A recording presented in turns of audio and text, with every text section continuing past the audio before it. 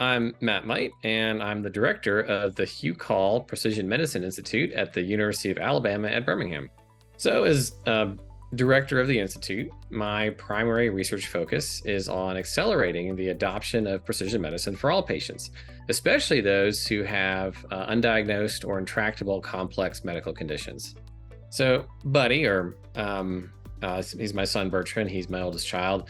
He was the first case ever discovered of an ultra rare genetic disorder called ANGLI1 deficiency. And as a result of this, he went through a 4-year diagnostic odyssey that was finally resolved with exome sequencing. And while he passed away a couple years ago, in the last 8 years of his life, he really repeatedly pioneered new techniques in precision medicine, especially in the realm of precision therapeutics.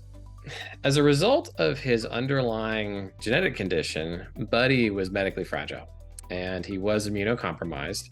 So he quite frequently ended up in the ICU or the hospital with life threatening infections.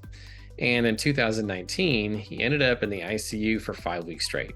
It became essentially the worst hospitalization of his entire life. And what made that particular hospitalization so hard was that no one could figure out what was driving the infection. When it came to finding out what bug was making Buddy so sick, the Monarch initiative actually had the data set I desperately needed. What made Monarch so pivotal in this case was one of its many tools, in this case, a disease ontology called Mondo. You can think of Mondo as a kind of universal vocabulary for accurately describing symptoms and diseases. By translating Buddy's symptoms from the infectious disease into Mondo, it was suddenly possible to navigate this ontology and to begin ranking diseases according to the number of symptoms that they could explain.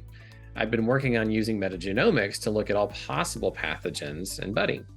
Now, unfortunately, that analysis returned thousands of organisms as present, but it didn't offer many clues as to which was the real culprit. But when I overlaid the results from Mondo on top, there was really only one bug left.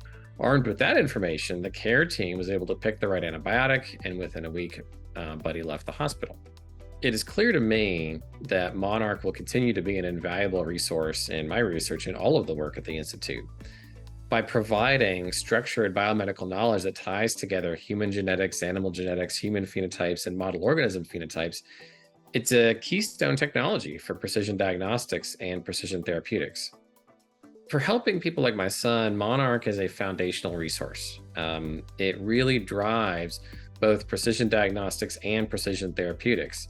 So I can see Monarch playing a critical role in shortening both diagnostic and therapeutic odysseys for patients in need, patients like my son.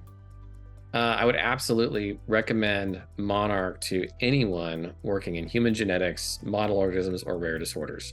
It is truly a treasure trove of structured knowledge, and in many cases can accelerate and deepen research significantly.